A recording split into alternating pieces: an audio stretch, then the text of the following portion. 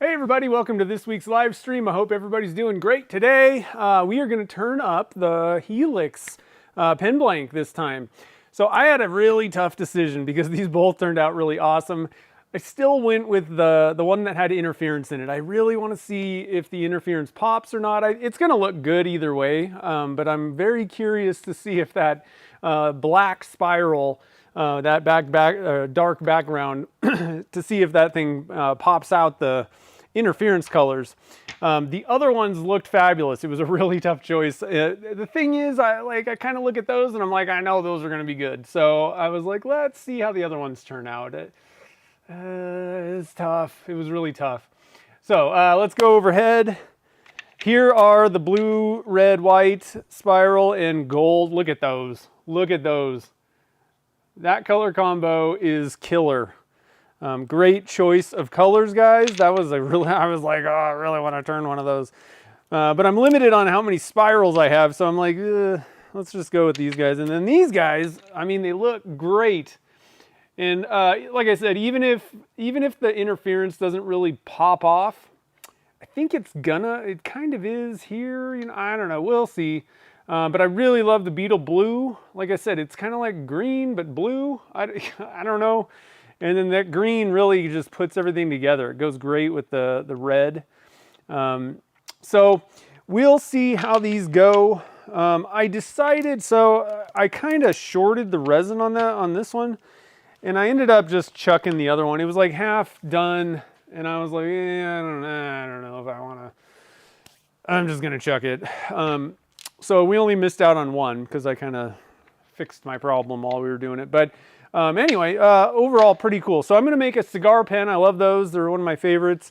I'll grab a link if anybody wants to pick up cigar pen kits today somewhere. Copy that, put a link. And I got a couple random things that I wanted to share. Tips and stuff. Okay, so I've been using the white, these little doohickeys for picking up, I don't know. I got all kinds of coverages of things. I tend to dribble all over the place, and it's nice to have the silicone mats, but in between every pour for me, the problem is I'll put my notebook in it or my hand or, all whatever. So I kind of switch these things out. If I get dribbles, then I move it. Problem is these things are meant for oil only. This one specifically, the white ones. And I picked up some different ones that are meant for anything. And I also like that they don't, those ones kind of rip apart and stuff. This one's pretty solid, so I don't know. I got it on Amazon. If it's something that you want to look into, just look for the universal ones or the ones that work for water and oil or anything. I think they're going to be better. I got to be honest. I just got them today, so I haven't used them. We'll see how they go. But I got a roll, and it was only $25. So if it's something it's probably cheaper than the silicone mats even.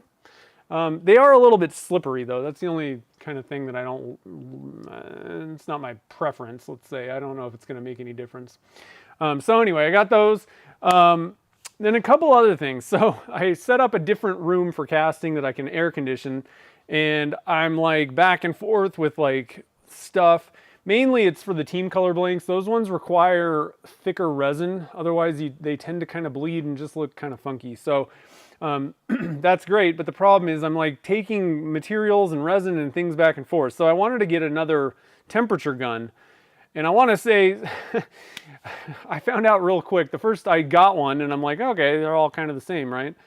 Not really. Somehow my old one was picking up a lower temperature or reading lower temperatures than the new one. And it kind of blew my, the first couple pours. I'm like, what's going on? This isn't working right. So I just wanted to, the main thing is, I don't know which, at this point I have 3 new ones.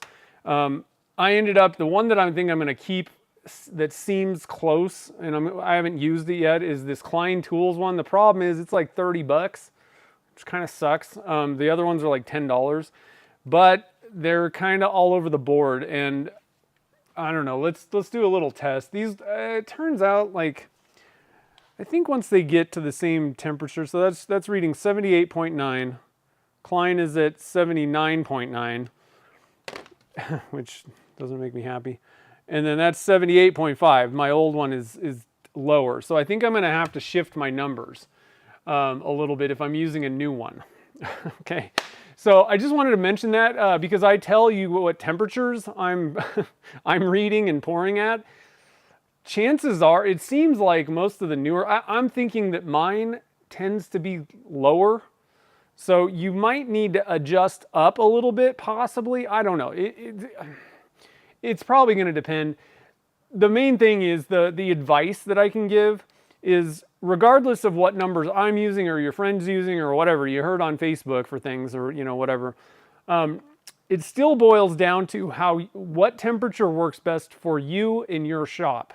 So you're still going to like use numbers that I throw out or you hear as kind of a starting point, maybe see how it goes and then adjust, accordingly. Because this stuff, I mean, this is where things get kind of annoying with resin casting. Things can kind of change, little differences can kind of change things. And I mean, even just the amount of resin that's in the cup can change things, what you're putting in it. So just always keep that in mind, that it really depends on what your thing is, what's going on in your shop. I mean, it could even be like the same temperature gun and all the same conditions, but you pour a little differently and it may just require a slight change. So always use your own experience to kind of dial in your numbers on things. Let's see here. Yeah, Klein is a good brand. It just, what I would like is to get one that works the same as my other one. I don't really care what the brand is, but yeah, Klein tools are pretty great. I got a lot of those. Now, a couple other things. The other thing that I wanted different pressure pots in there. I didn't want to have to be bringing pressure pots in and out. And so I had a CA Technologies pot that literally I never even set up. And so I set that one up, and I also bought a new California Air Tools. I much prefer the California Air Tools ones at this point. But I had the one, and I got a new one, so I set that up, and this is just mind-boggling. So I pulled the brand new one out of the box, set it up, and it literally won't even like lose pressure overnight. It like a PSI 1. It is dead solid. So if you're gonna buy them, these things are great. They're sealed. They're ready to go out of the box. Everything's great. The CA Technologies pot that cost a lot more, I set that up and it had leaks everywhere. And so if you're dealing with, even if maybe you've had a pressure pot for a while, if you notice that it's losing pressure, you got a leak. The way that you deal with that is grab yourself some water, put in a bunch of dish soap, shake it up, and then spray all the pipe fittings everywhere that there's, threads. All right. And let it kind of sit there for a second, like pressurize the pot, lock it down, pressurize it, spray all the joints, and look. And if there's bubbles coming out of any of the joints, that means that you got a leak there and you're going to have to fix it. Now, there's a couple of ways to seal up pipe threads. And I literally throw everything I got at it. I use two products. So this is gas, Teflon tape for gas fittings. The white stuff can kind of help, but it's really not. It's made for like water or liquids. This stuff is made for gas fittings. It works excellent. It's going to work better on your gas fitting, pipe fittings. The other thing that I also do, and I used to only do this, now I'm wrapping with tape and this because I've had a couple things. Loctite 545, this is like they call it an anaerobic sealant. It's liquid, you just put it on the threads and it like does its thing. This stuff alone works extremely well, but the combination, like if you're gonna pick one, get this stuff. This is a little harder to find. You can get it at Home Depot, but there's the white tape is everywhere. You want the yellow one usually, or something made for gas fittings. But this 545, if you're gonna pick one, get this stuff because it generally just works. And it's simple, you just put it on the threads, lock it down, and it works like immediately. You don't really need to let it cure. And it's also not gonna glue your pipe fittings together. It's not like a glue, it's not like Loctite, like your thread locker. It's just a sealant. So those are the two things. Now, the one thing, if you cannot find your leak, you're like, I don't know, it's losing pressure, but it seems fine. It could be one of a couple things. One thing I want to mention is I've actually had the regulator screw, like the actual regulator itself, so like the screws on it have leaked. And in that case, I'm like, what am I going to do? So I just literally put caulking over it, and that seemed to help if that's your problem. The other issue is some safeties may leak from like the inside. So make sure that when you're spraying, you spray into like where the hole is on your safety also and see if it's leaking. For a long time, a lot of the CA Technologies pots, they have safeties that look like this. These things suck. They leak terribly. I don't know if they fixed it or not, but I have like 3 pots. And so I was having a problem with that one. I mean, I spent like an hour messing with that thing, trying to get all the leaks. There was like 3 or 4 on that new pot, and I was really pissed. So I finally got that locked down, but I realized it was still the safety was leaking. So I checked all the rest of my safeties, and I ended up buying new ones. I had a bunch of leaks. So if you need to do that, if your safety is leaking, there's replacements. It's very simple. You buy them and they're like preset. So you can choose the PSI. Most pots, I would probably go with like 80. I mean, you could do 90 or 100 on some of these pots, but I mean, 80 is probably what you want, maybe 90. It's up to you, but you can choose what PSI you want.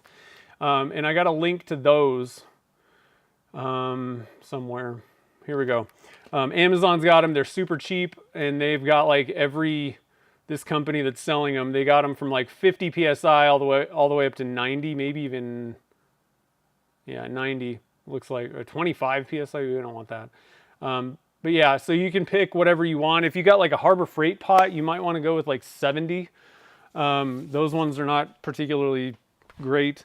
The California Air Tools, 80 or 90. I probably wouldn't go higher than that. I got, I think 90s for mine, maybe 80s. I'm not sure. I went with 90.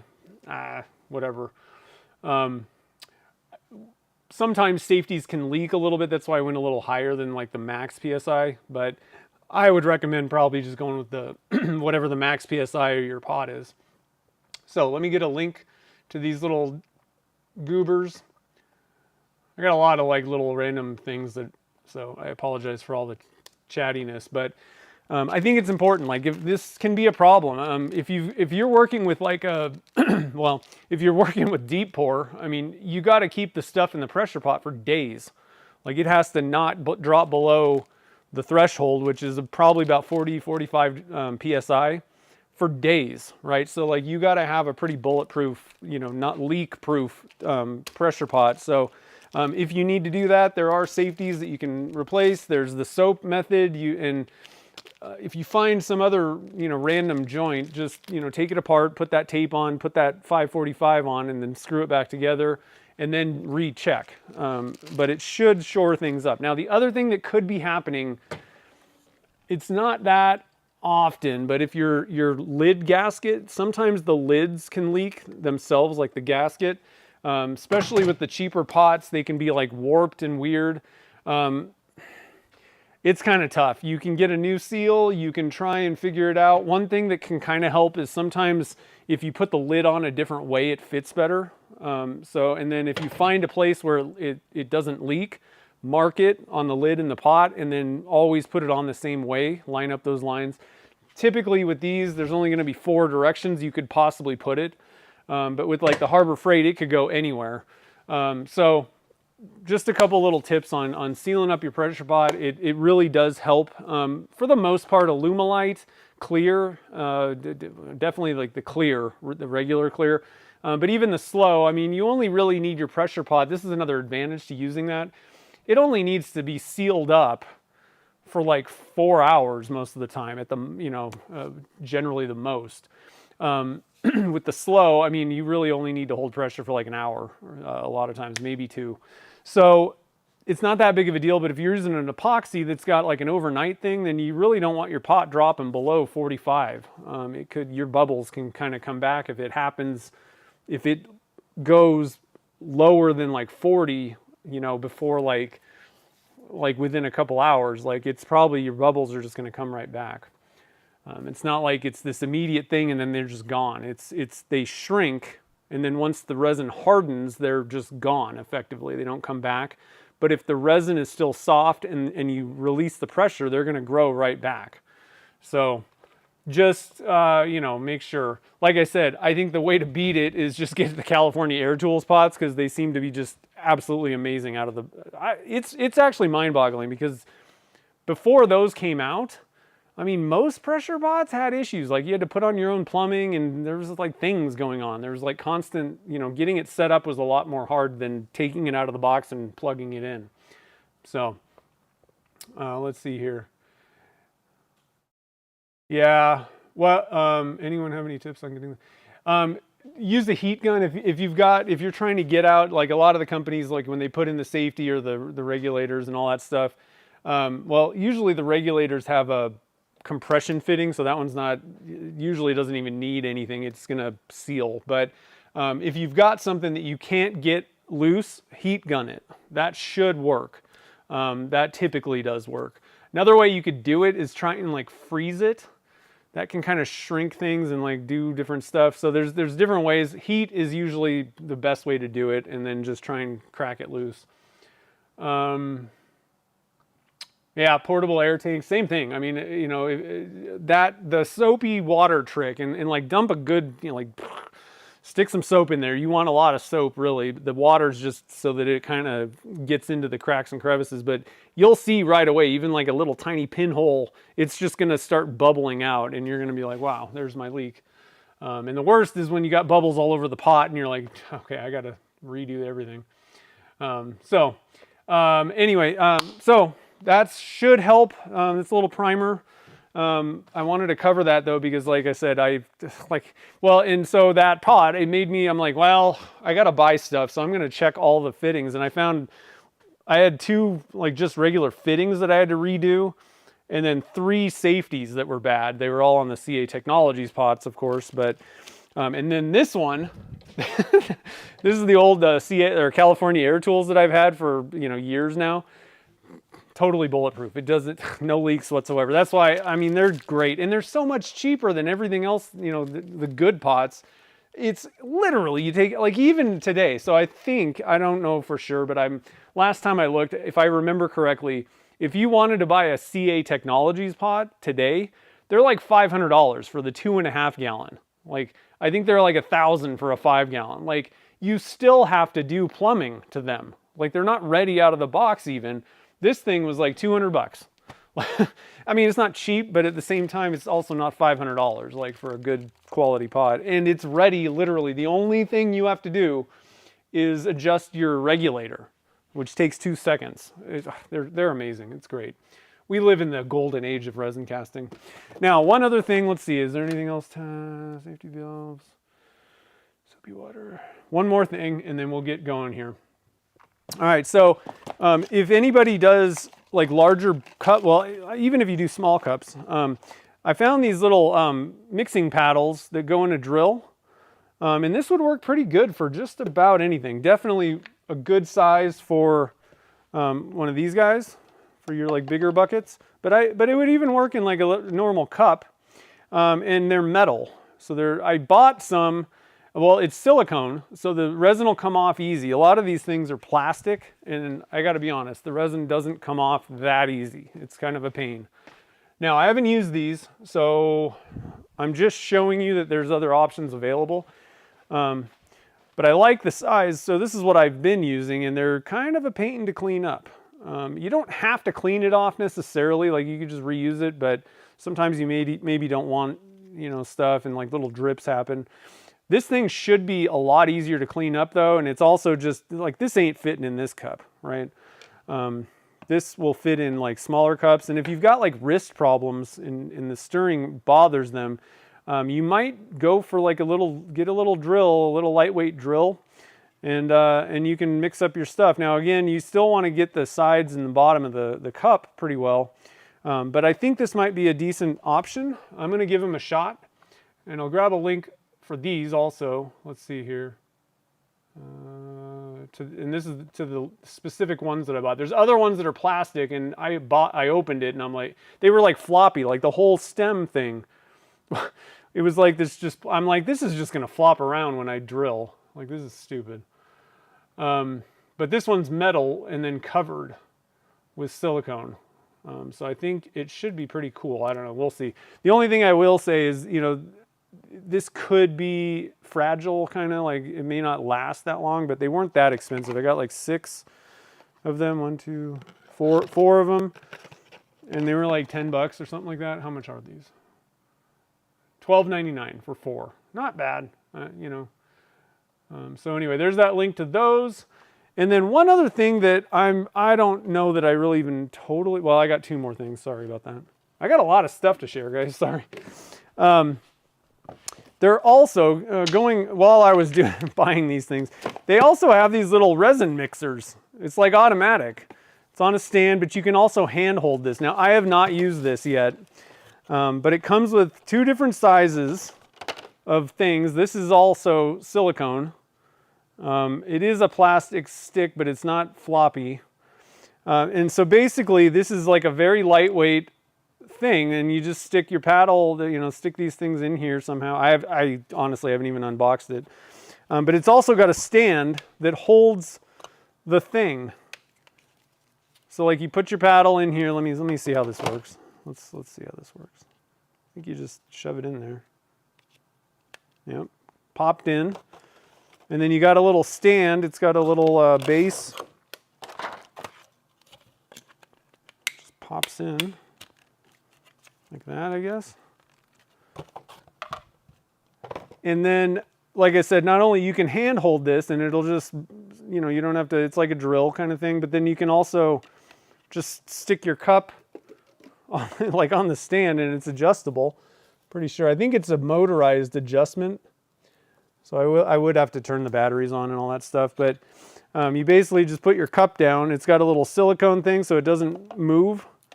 And then you just pop your paddle in there and it just mixes stuff for you. So again, the problem that I have with this, I don't know. We'll see how this works. It'll definitely mix stuff, especially like your epoxies.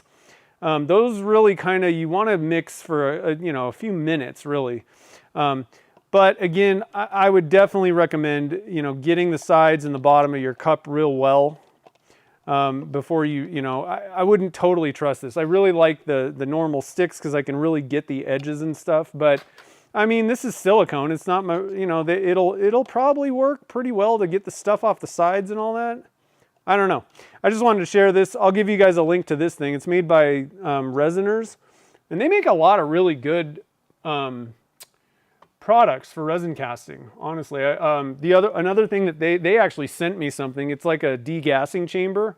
It works okay. It's not as good as like a real, you know, vacuum chamber, but for like smaller things, they really target the kind of crafting resin casting market. So there's a link to this thing. They target that, but they've come out with a lot of different stuff. They have all kinds of like random accessory tools for resin casting stuff, like molds and all, like a lot of things, like out of the box thinking. Another one that I know of, Steve McDonald used, I'm pretty sure it's the same company. They make a VOC, like a thing that if you're in kind of an enclosed space, you always want to have like, you know, you don't really want to be breathing the fumes. They got a thing that will, it tells you when there's fumes in the air, and then it's like an actual air filter for those specific fumes. My problem is, I mean, realistically, I should probably be using some sort of filtration system or do something, but this room is too big for that little machine. If you're in like a 10 by 10 room, something like that, it would work really well to pull that out. You still, some things you might want to wear a mask and do all that kind of same stuff, but it'll clear the room out, especially if you're working inside your house. You really, it's kind of a sketchy thing, you know? So just wanted to let you know, Resiners is the company. They make a lot of cool stuff, and they're on Amazon. You can kind of look at all their wares, and there might be some random stuff that might work really well for you. So let me stop. I've been talking just incessantly, so let me go back up. And let's see here. Yeah, California Air Tools pots are amazing. Oh, blue tape, yeah. As long as it's made for gas. There's that other brand that has blue, I think. But, you know, yellow typically signifies gas lines and things. That's why I said that. But yeah, I think you're right. There's a blue brand. Yeah, a little Vaseline can help. I'm wondering if there's like a specific product. There must be like a rubber conditioner might help even. Maybe. I don't know. Let's see here. Chris, there's vacuum grease you can vacuum. Yeah, that might work. Vacuum grease, something like that. The pot, yeah, you got to watch out for those pots that cause disappearing blanks. Let's see. Somebody has a pressure pot with a portal to Narnia. Jake does. I think it was, well, it was either Jake or Turner's Warehouse. Probably, I guess Turner's Warehouse, probably.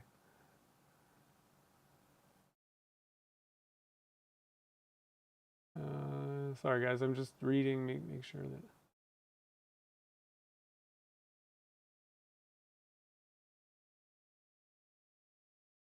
Don't let go of the cup, I know.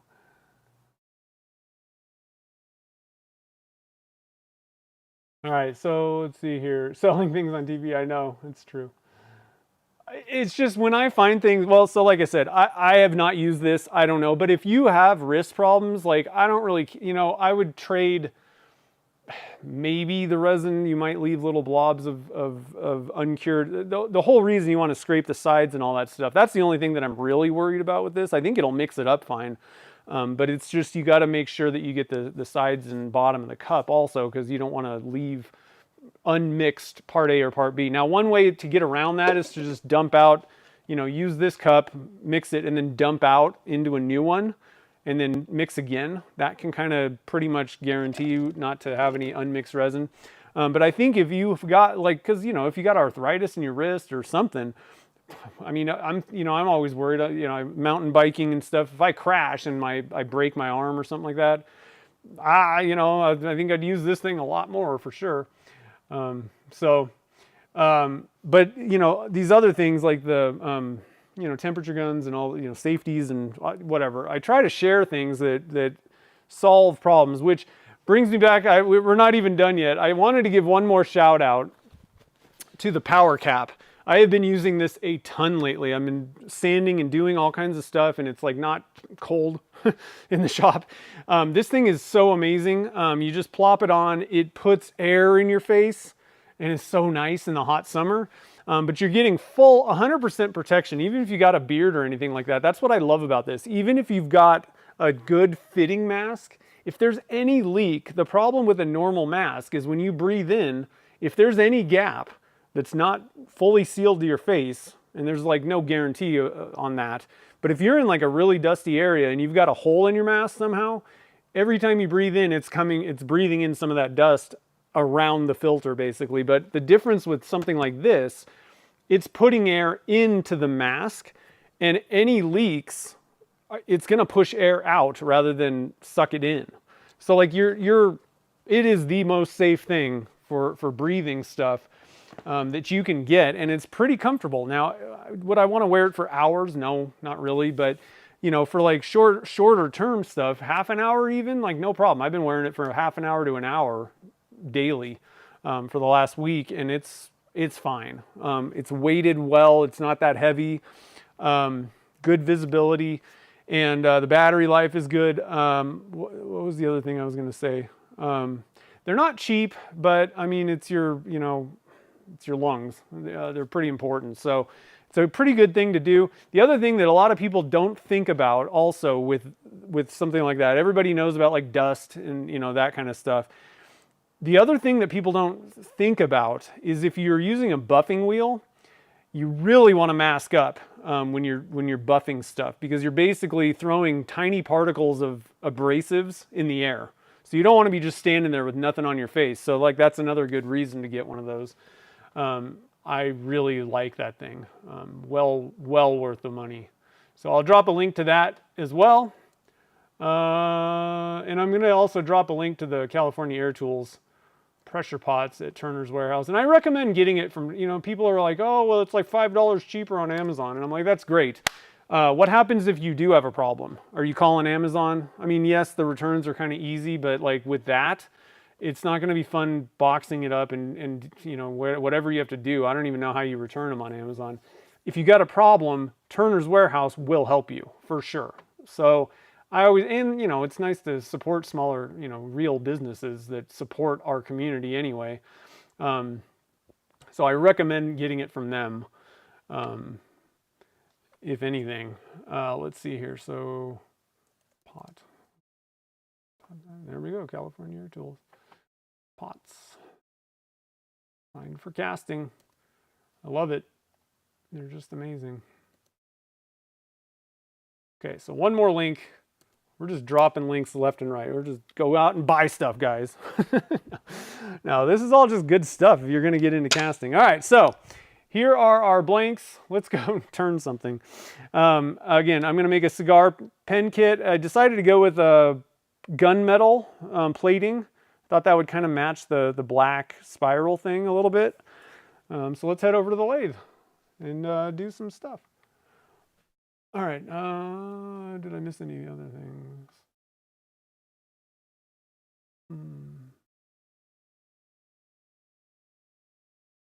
Yeah, I was like baffled by the blanks being gone. I was like, what just happened? What's happening, guys? Okay, so you guys can see. I'm gonna turn on the light and let's see here. Now, I've already marked, so I mark on the outside. I got a little X where I cut these guys. But I also marked the side and the inside of the tube, so I mean, it's probably not going to be that hard to reline these things up because there's the spirals. That's another good reason to use a cigar. It's easy to adjust them. You're not kind of like, I have to disassemble the pen. You just have to kind of pull it apart and redo it. Let's see here. So I got my short. I like to do it like this, short and long. Okay, we're going to start with the long, the longer blank, the front or whatever. All right. Kick this guy over just a little bit so it actually gets our shavings. Get this thing going. Now, this is a resin cast 3D print, so it turns extremely well. It's really, some of the other ones can be a little bit kind of stringy, let's say. This stuff turns pretty well. And it polishes up pretty well as well. Oh, I gotta open up my things. Okay.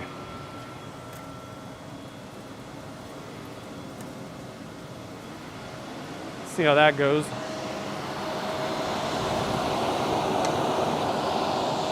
Make sure you guys are seeing this. Thing kind of dialed in a little bit. How about that? Glasses are making me cross-eyed. All right, we're going now.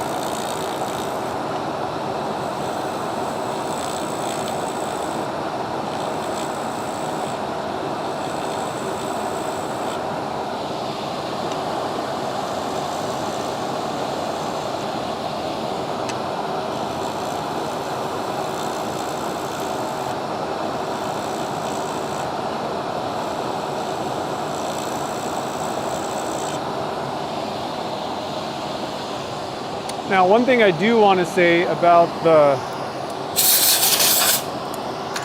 turning these, anything that's got a 3D print in it, and I really don't care what type, you know, like if it's resin 3D printed or regular. No matter what, the resin and that are basically kind of glued together. I mean, that's the easiest way to put it. And the thing is, you still don't want to abuse these things. Drilling is extremely important. You do not want to overheat these while you're drilling them because it can like loosen the bond, you know, that glue bond basically. between the resin cast and the 3D print. And these have a good bond, but if you overheat them, they're still gonna pop loose, and you're probably not, it's not like it's gonna fall apart. You're not gonna know until you start turning it, then you get a blowout, and then I get a phone call. And so, you know, drill it, just take like, you know, 1/4 inch or so, 3/8, and then clear the chips. You know, and keep on doing that. Just take short passes with your drill bit. Always use a sharp drill bit. That'll keep the heat down as well. And those helical cutter type, whatever they call them, I forget what they call these things. I really recommend using that. It's much better. It ejects the chips. It keeps the heat down. So I would invest in those if you're drilling resins over the standard, you know, twist bits, because it just, well, I mean, it's quicker because you don't have to sit there, and you can go deeper with those without having to clear the chips. I still would be careful if you're doing mixed materials. If it's just straight resin, I mean, you still don't want to overheat resin, you know. It can kind of destabilize the resin itself if it was just a full resin blank, if it got really hot, or soften it and like kind of bend it. So just be cautious about that. And then even when you're turning, you don't want to, you know, really try and get a good cut. I'm using a standard cutter. I find that it kind of, there is a difference in the hardness, the material. Slight, very slight, but there is a little bit of a difference, and I find the standard cutters just kind of cut better than the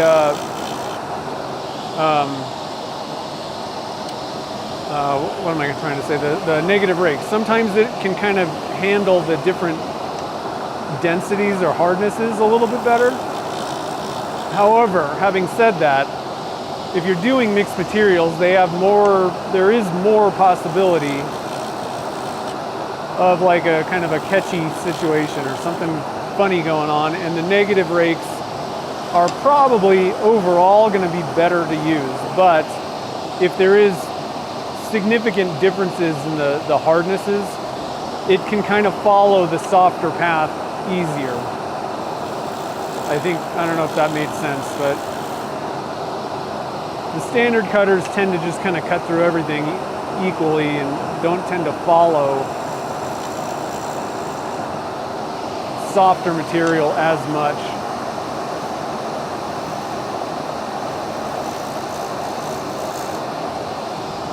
So I tend to get like smoother, straighter cuts with the standard cutter when I'm doing these.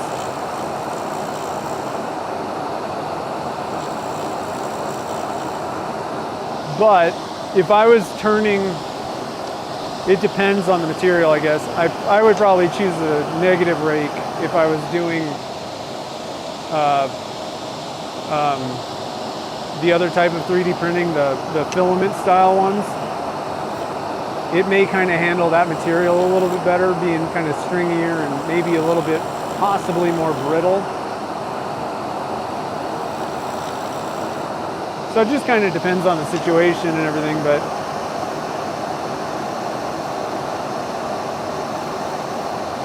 that's why I always say it's good to have both standard and negative cutters on hand, because they both work well for certain things.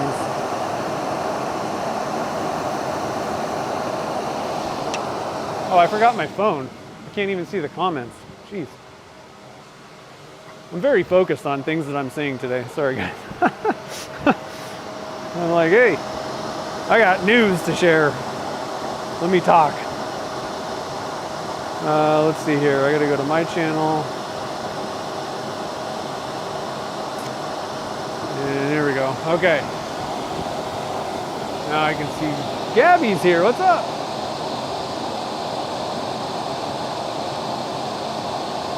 Yeah, I know. Resin printers, I'm on, I don't like resin printing. I really don't like it. But I do like the blanks better with it, you know, if I'm going to make those types. what I would prefer is to outsource the resin printing somehow. The problem is I do a bunch of funky stuff with mine, like coloring it with Alumilite dyes and stuff, so it makes it a little bit harder. I mean, I could teach somebody how to do it. Tell them what I do and then have them figure it out. It's just very time consuming, takes up space, smells messy. So it's tough. Like the average person, I don't necessarily recommend going and buying resin printers. So if you're gonna do it, the PETG, if you're gonna do like a normal 3D printer, PETG is a pretty good material to use. And that's the other thing, like if you're doing a one-off thing, like, I mean, the normal printers work pretty well. It's fine, you know.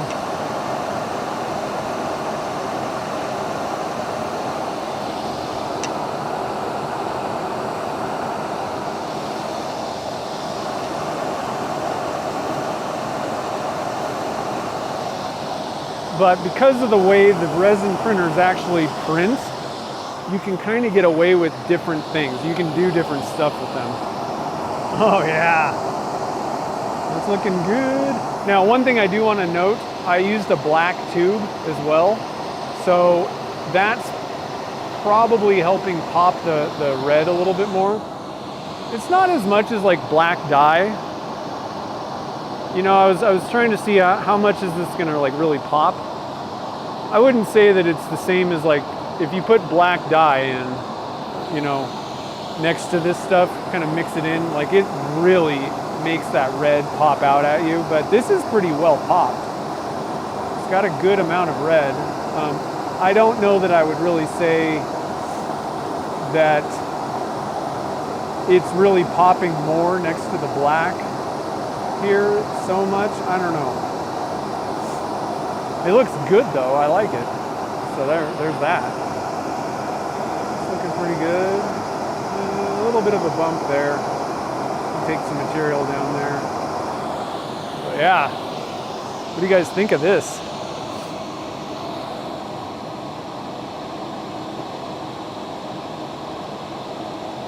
It's kind of a nice. I like the color combo. Like calming, kind of. It's not busy.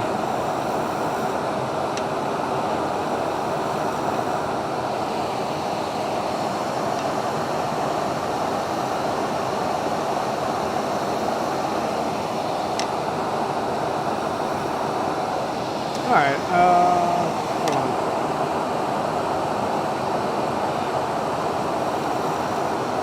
There we go. Now I feel okay. Let's stop it. Feel for that. Where the bushing meets up, that's pretty good. I think I like that pretty well. It's still kind of got a little bit of a bump there. I don't like that. Let's try and smooth this out. I'm actually gonna, sometimes I like to pull out the square guy to just kind of smooth things out.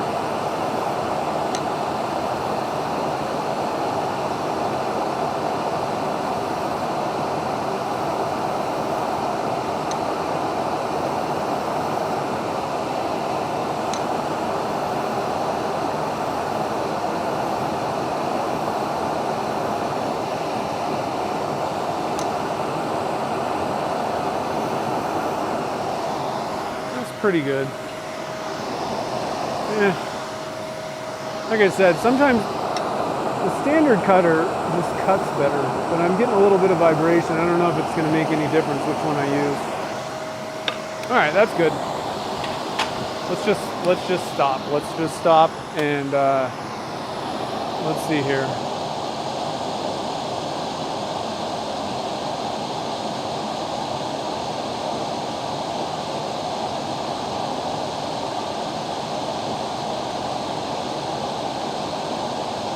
Yeah, PLA is not good. I really don't like that stuff. Because the problem is it's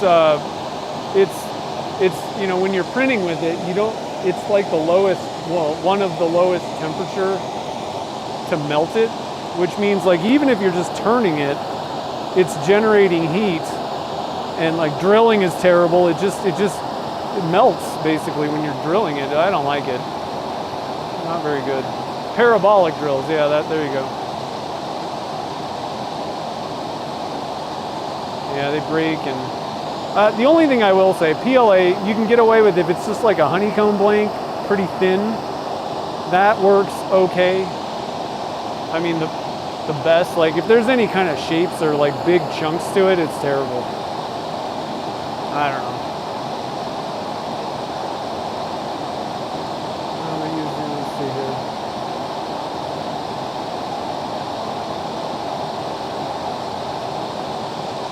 Oh yeah, traditional tools can help also. Like, I mean, if you can use if you're good with a skew chisel, that'll cut really well, right? But and one little tip, I guess, if anybody does use traditional tools, you know, like gouges and stuff, give you know, a lot of people, you know, it's a spindle, right? So they'll pull out their spindle gouge, but the angle on a typical that you would typically put on a spindle gouge is kind of low. It's like a lower angle compared to a bowl gouge is coming up at like a 40 or something like that.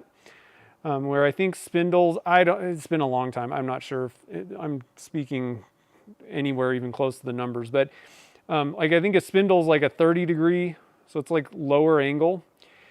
What I found was, and I actually found this out on accident, I ground at the wrong angle on a spindle gouge, and I put a 40 on it. And it turned out I actually got way better results turning resin with a bowl gouge. And this is, the crazy thing is, this is something that Curtis Seebeck said a long time ago, and I'm like, that's crazy. Why would you do that? You know, I didn't really try it on purpose. I did on accident, and it worked like way better. That higher angle somehow cut the resin better. So that's, you know, something to try maybe. You might get a little bit, it just seemed less like chippy somehow. I don't really know why. That increased angle was actually better. And then of course, the other thing, you know, if you're talking like kind of traditional, just your high-speed steel tools, you know, the other thing is scrapers work really well on resin as well. It's kind of the same idea as the negative rake, and actually like the negative rake scrapers, the traditional ones, they work really well. Nice thing about these compared to like your negative rake carbide is you want to leave that burr on. That's what's actually cutting, is the burr. And so you get a pretty smooth cut with a scraper as well. Like I said, I like the negatives for resin. What time is it, guys? It's lathe buddy time. I love lathe buddies.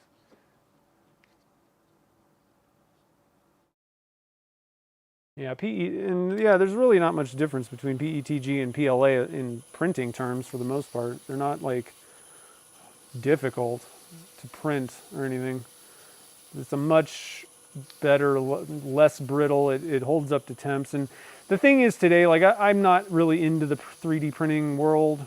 Like they're coming out with new materials every day, and you know, eventually they may come up with one that just works really well for this kind of stuff.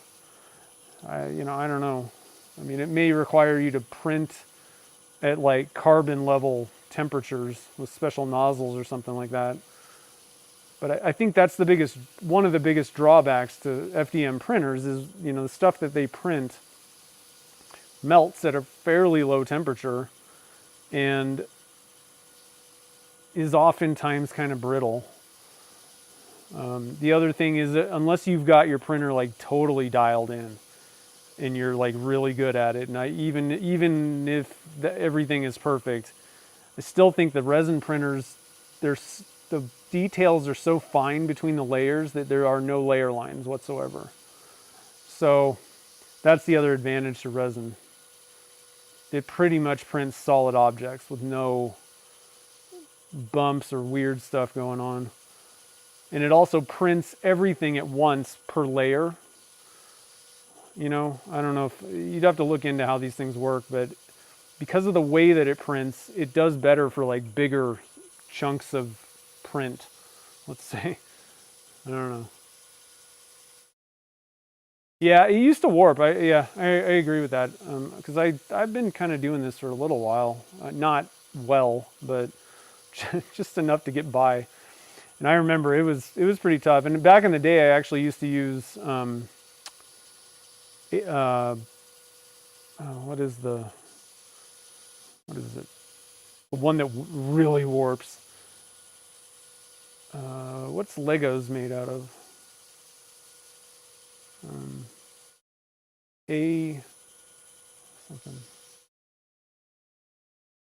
ABS. I used to use that. That worked. Like it wasn't as brittle. And this is like way back, like 10 years ago. But man, did it warp. And it was really, really like weird when you drilled it. It was like very stringy stuff, but it wasn't brittle.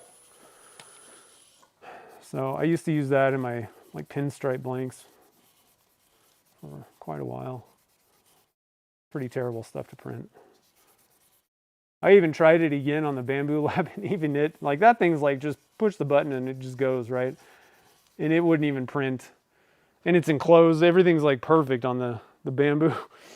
And it still was just like, yeah, no. This stuff is terrible. Okay.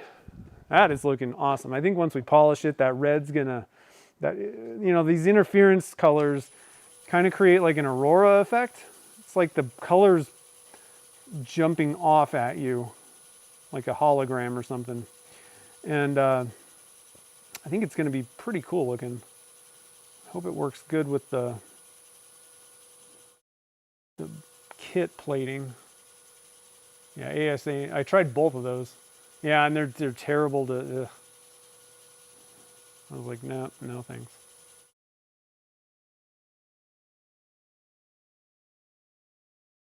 So much easier to use. And the other thing that I kind of found, I don't know for sure, but the transparent PETG that I've used seemed a little better than the full color, solid colors, sort of. I don't know if that's still the case or not, but used to be. The only problem is when on the transparent ones for pen blanks, a lot of times that transparency just kind of, like once you turn it down, it's like just like it loses the color. So it's transparent but colored. And it just kind of tends to lose its color a lot of times. So I don't know. It's a whole thing. Like I spent hours and hours messing with this stuff, and it's just not something that's like simple a lot of times. Some things are not too difficult. I'd say the simplest thing to print on a filament printer is honeycomb. That stuff is great. That's like a good, simple use of an FDM printer. They just drop into the thing, you can print it flat. The layer lines do not matter. And they generally are easy to print. And because it's like kind of a small amount, I mean, there's quite a bit of it in the blank, but it's kind of a small amount that you're cutting at a time. Those thinner lines I find tend to be a little easier to turn.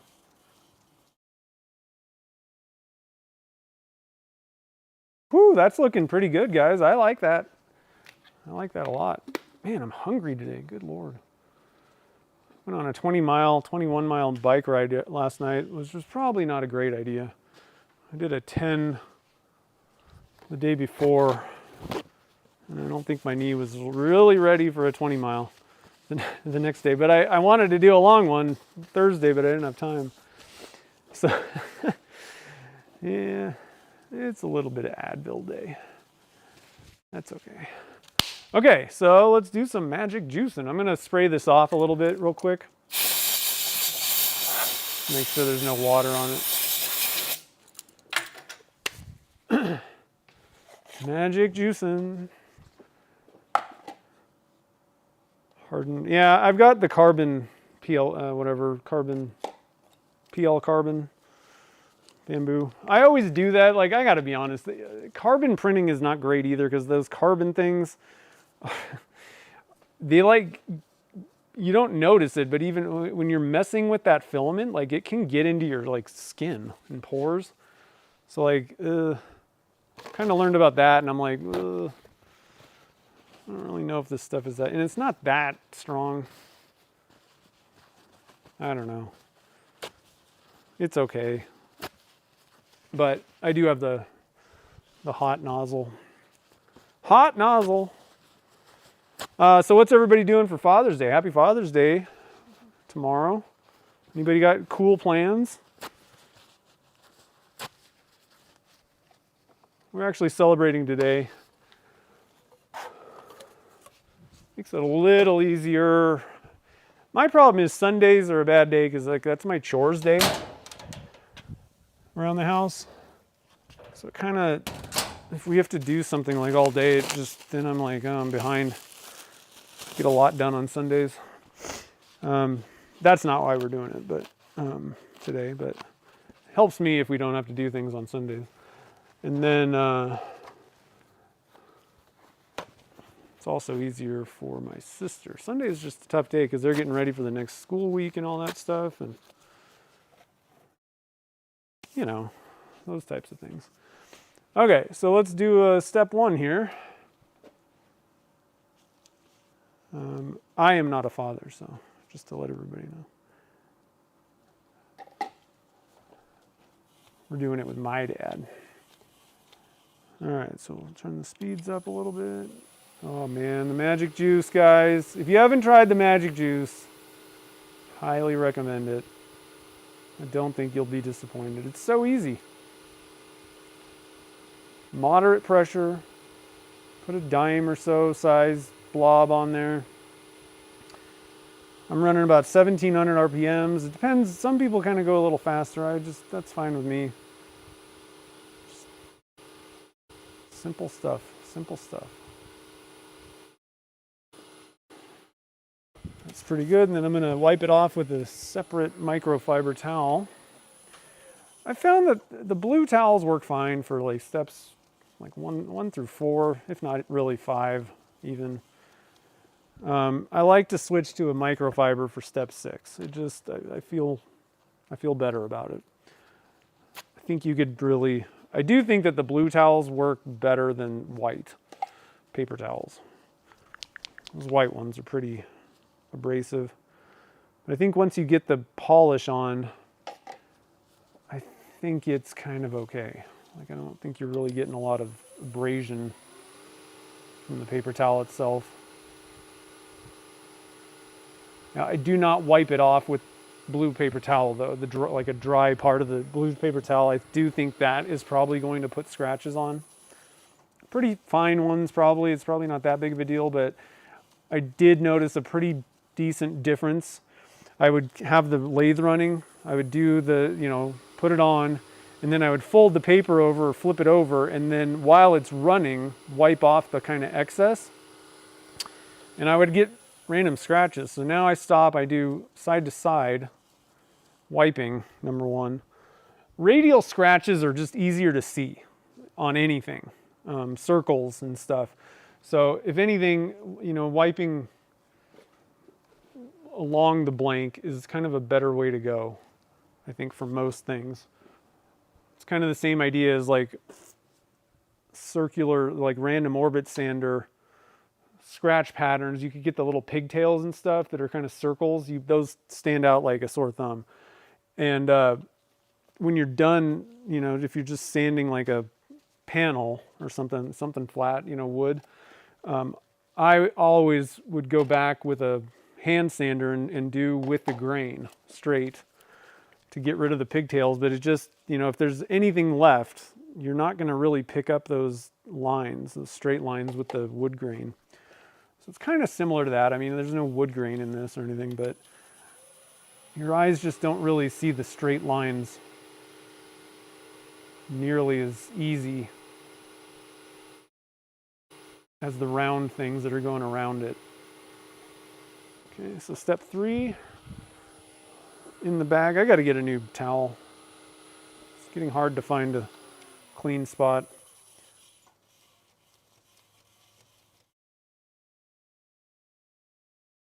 And step 4. So did I miss who's?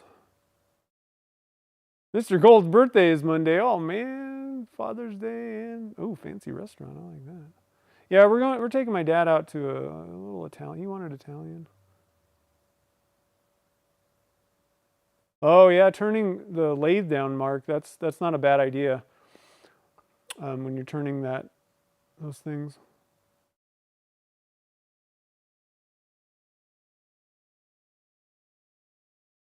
Ooh, brunch. That's cool. Not too bad. Not too bad. What else we got going on here? Staying dry with the grill. Nice. SVG. What's SVG? Win at my own.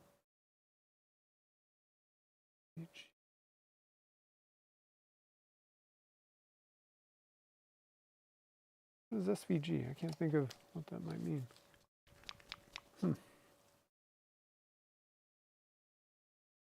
Oh yeah, 110 degrees. Oh god.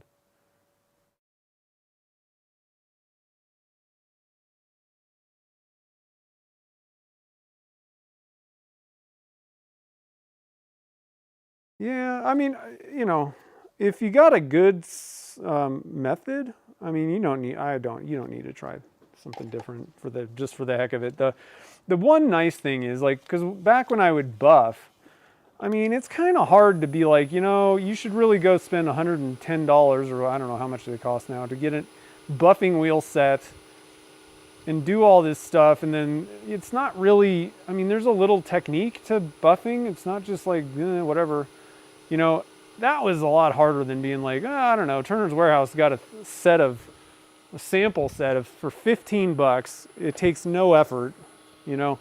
That's why I recommend people try it. Because I was surprised. I mean, I thought I buff. I'm good at this. I'm doing this for years. And then I tried this out and I'm like, wow, this is like simpler, easier, and it was more consistent. And I got literally better results. And I was like, well, okay, I will stop buffing. So that's my own story was, and I was skeptical. I'm like, people were like, oh, you got to try this magic juice. And I'm like, okay. You know, people tell me to try things all the time, and I got to be honest, like 80% of the time, I'm like, yeah, my way's better. And it's not because it's a better method. It's just because I know how to do it. You know, a lot of times it's not there. I mean, maybe there's a couple things where I would say it's genuinely a better way to do things for everybody. You know, like most things in crafts do not really fall into those kind of categories. People will argue all day about how their method is best, but it's what's the best method for you with these types of things. And so don't get me wrong. I don't think that, I think it's a better method than anything else. I think though that at this point, there's been enough people that are like, we're in the same camp as me, where they're like, well, I got I got a way of doing things and it works fine.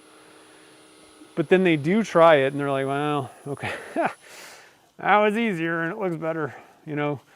So there are a lot of people out there that I think could benefit from this type of method because it's simple and it's relatively cheap to try. But if you've got something, you know, it's kind of hard for me to be like, oh yeah, you really need to try this. It's going to make your life so good. Maybe not, you know. Maybe not.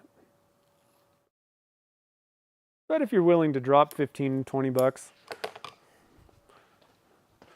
some time, give it a shot. Call up old Chad over there and say, hey, Chad, you send me that sample set. So pretty cool news. Chad and Amy are coming up to the Reno Tahoe area next month.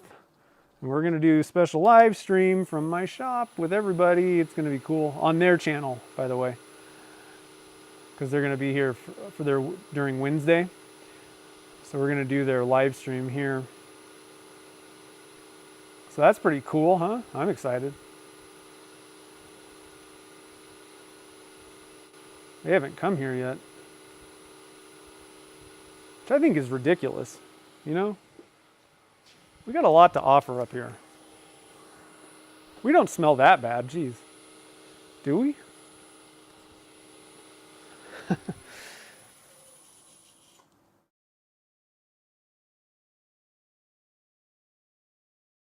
Oh, Mrs. Gold. Did you say Mrs. Gold? Mrs. Gold. Oh, sorry. Happy birthday. Yeah, happy birthday.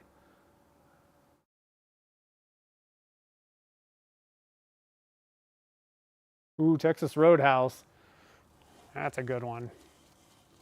Oh, NASCAR. SVG. Oh, SV. Oh, I don't know. Yeah, I'm not into NASCAR. I mean, it's cool. Oh, I can't even say that.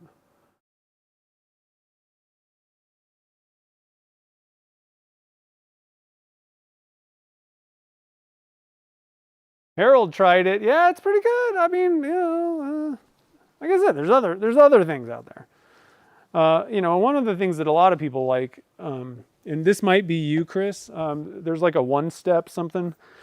That might be what you're talking about. And that, I've tried it. It seemed okay. I didn't really get mind-boggling results from it. So, you know, it's always your own experience. Oh man, that looks pretty good.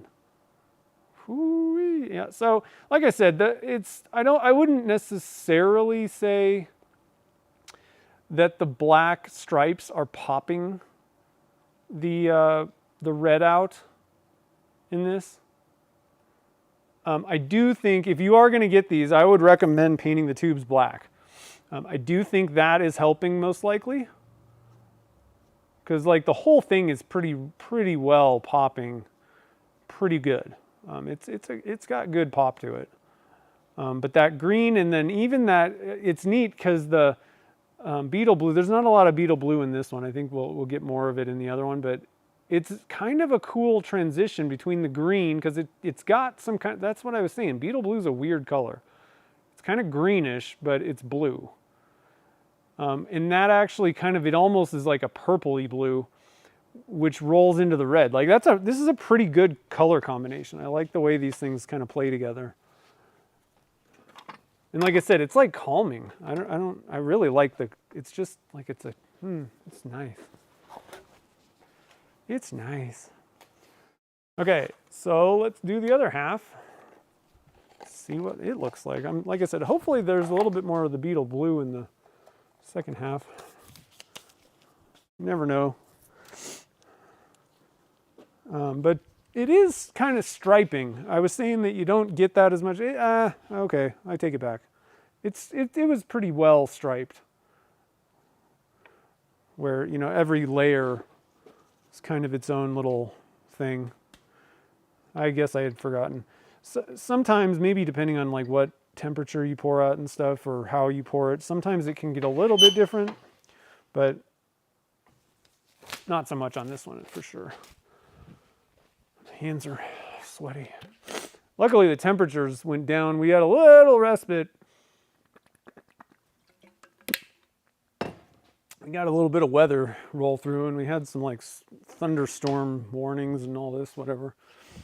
But luckily, I don't think there was any like lightning, thunder.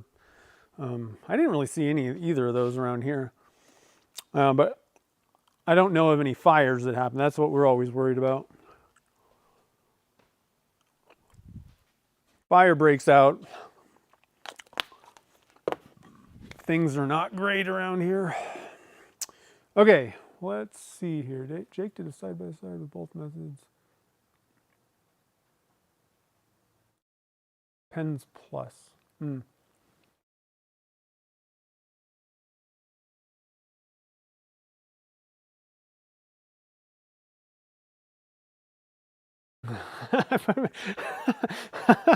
Salads.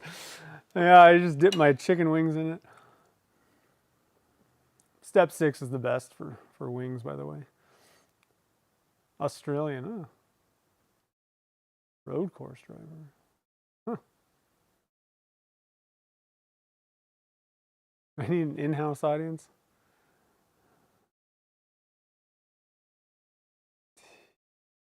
Oh, it turns my house. No, they're just stopping in. They're actually on their way back from that pen show. I'm not going to go to the Portland, whatever, the Northwest pen show. It just didn't work out. We got something the next weekend and then the week before, and then they're coming in the middle, and I'm like, man, there's just way too much going on right now. On top of the fact that because of the Iran thing and all that, the oil price, the flying is going to cost a fortune, and driving is like just outside of the sane length for one day. So there were some other issues anyway, but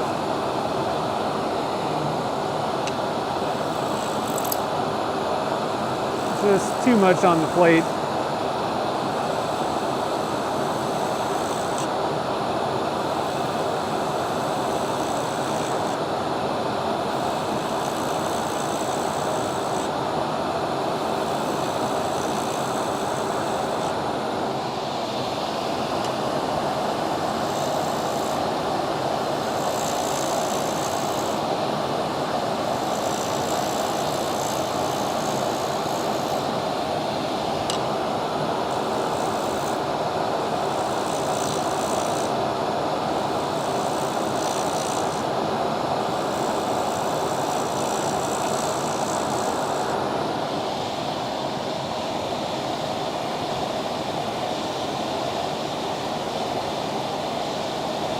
Oh yeah, I mean I wouldn't use magic juice for wood.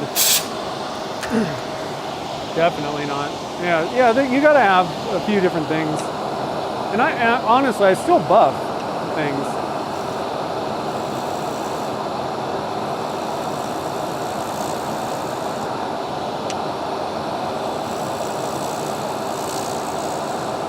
You know, like I still buff pens. I still sometimes get scratches even with magic juice. What I like about magic juice is that you really can't see them. Even if you have scratches, they're not like bad. I would actually say that's probably the difference between most of the other plastic polishes that I've tried and magic juice, and I think it's the step 6. I think it's got something that kind of fills in stuff. I heard about products that do that, polishes for cars. And so like a lot of your swirl removers and things, like they literally embed almost like a wax into it, into any little scratches, and they kind of, you know, I mean, if you pull out a microscope, you're going to see it, but if you're really not paying attention, they kind of disappear. And so that was the thing that I think I felt like, you know, but if there's a pen, so like for a lot of my kitless pens, I really take them a little bit to the next level. And so I like to get every single scratch out, and I can typically do that. It's going to take longer, it's more work, it's tedious. Kinda, but I can generally do that better on a buffing machine. But for most things, even a lot of the kitless pens, I can usually get them done with magic. It's like the stubborn ones, the dark. If there's a black thing, the dark colors tend to show the scratches even more. So if I've got something difficult, I may go to the buffing wheels, but not that often. And then, you know, I like CA finishes, but if I'm doing something with wood, I'm going to put oil on it probably.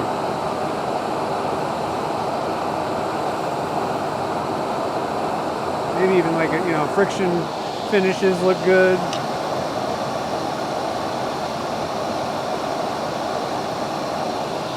So many options these days.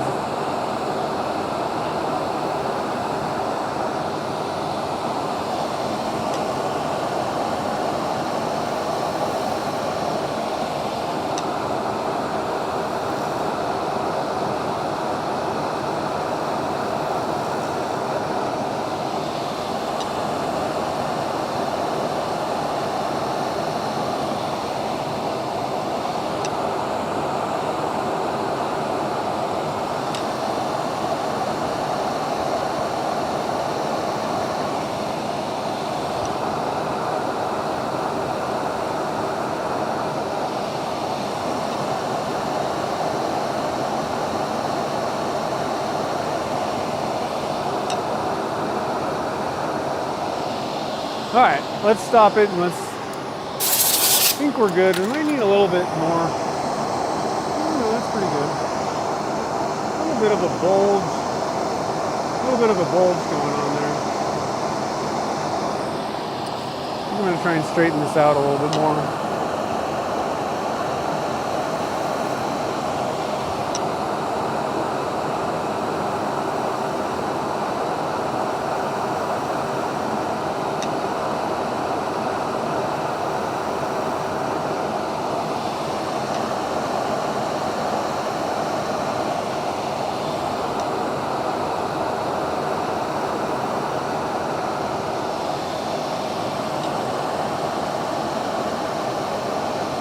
Okay, that's good. Lathe buddy time. Get your lathe buddies out. Yeah, it's kind of like a swirly lava lamp, you're right. Another thing that's actually kind of popping this stuff is actually the beetle blue. Seems to be kind of interacting with the interference. So that might be a good combo. Swirls. So we'll get you guys on the side here. A little closer in.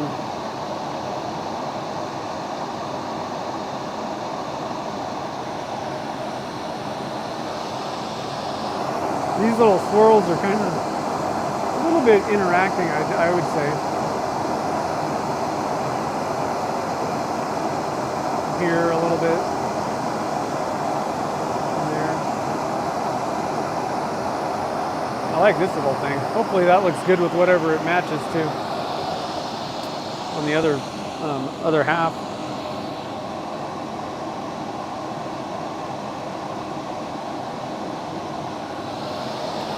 Okay, turn off this loud thing. Let's see here. Yeah, it's a little bit. Like I said, I think it may. The thing is, if I didn't use a black tube, if I would have used like a white painted tube, still think it's probably a good idea. I find interference colors sometimes. I put a good amount in, but like I didn't go like way overboard. I don't believe. So I would paint. But if I were to use white for the tube, it may be a little bit more, even more pronounced when it's the red areas are getting close to dark. Maybe I don't know for sure. Very good possibility though. Yeah, that beetle blue is a good one. Like I said, the beetle blue and the macaw blue green. Is that what it's called? What's it called? Macaw blue green. Those two are really interesting colors. I feel like they're pretty. Like I don't think you can get those two. I mean I don't know. I have not seen something like that from anybody else. Now, I don't know. I don't really pay attention to mica companies, but I think that's an eye candy thing.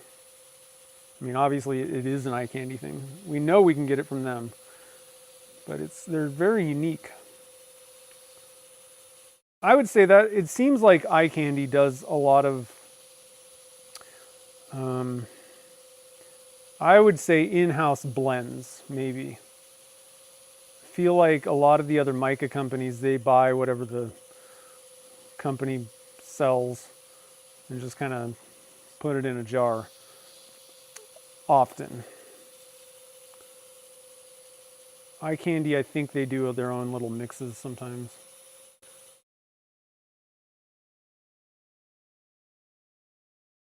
All right, so I'm starting again with, what is this, 600 grit. Silicon carbide, and that's kind of the key, the wet dry black. It really takes off material well. And I think it'll allow a lot of people to move up a full grit. I used to start at 400, but when I switched, I tried some silicon carbide and I'm using 400, and I'm like, man, this is like removing material. So I think for a lot of people, I mean, as long as the surface is relatively smooth, I think you could probably start with 600, maybe even higher. I mean, honestly. Yeah, give it a shot and see. If you haven't tried silicon carbide, the wet dry specific, you definitely want to use water with it. You need to. I mean, I would recommend it no matter what type of abrasive you're using. Water is going to be the best with resins, but definitely with silicon carbide. It's a part of the reason it takes off material faster is because it's like densely packed with little particles. So it's like what they call a closed, what do they call that? I don't know. It's going to build up. Like you're going to get clumps very fast if you didn't use some sort of a lubrication like, water. It's going to build up stuff, get hot, all those types of things. Whereas a lot of the other sandpapers are more of open grit, I guess, closed grit, open grit. There's like less particles basically. And so that black stuff works faster, I would say, but it's more prone to clogging. So definitely use lots of water. And then these Zona papers, man, they rock. Now that's the interesting thing, Chris was talking about Zona plus, like I forget what whatever the plastic stuff was, the polish, final polish. I'm not very good at going through the grits with Zona papers. That's why I only do 2 of them. For some, I don't know, Chad gets excellent results. You can totally just use Zona. It's just, I don't know, it's something in my technique. It doesn't work as well for me. I don't know. So I prefer doing a little sanding than hitting the magic juice. I don't know what it is. I don't got the touch. You need more than a hammer in your toolbox. I like that. Okay, let's see here. Oh, you got a big fire down there?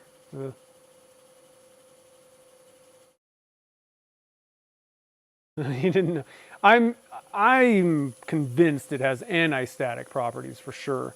But I do think it also has, which a lot of things like that, like I said, swirl removers, it's very similar to like the very highest swirl remover in auto body stuff, where they have things that kind of hide imperfections and also that anti-static thing, because you don't want dust attracted, clinging to your car. So they all have that. So, I mean, and that's probably what this stuff is. It's probably basically an auto polish of some sort. Amy and Chad are here? Oh my God.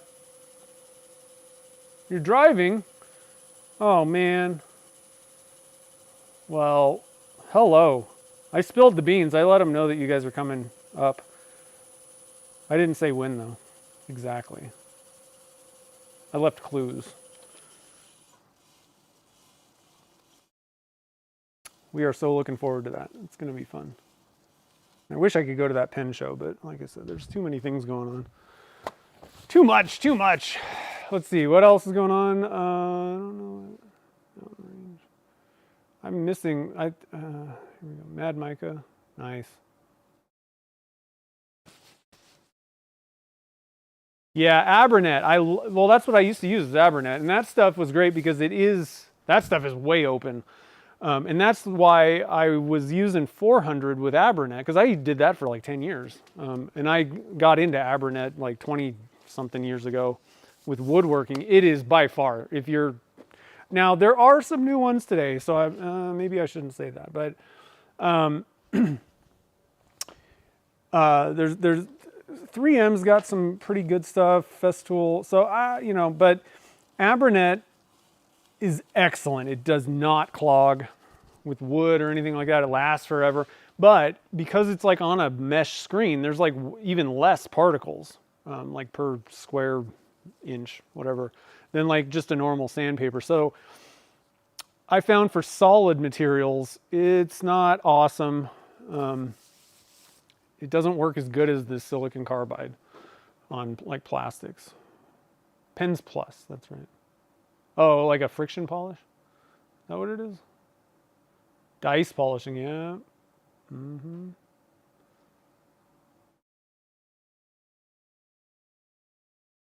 Okay, so magic juice. Let's do some magic juice. I don't know what the Pens Plus thing is. I think if I saw it, some of these things, like I don't know the name, but I would recognize it if I saw it, kind of thing, you know.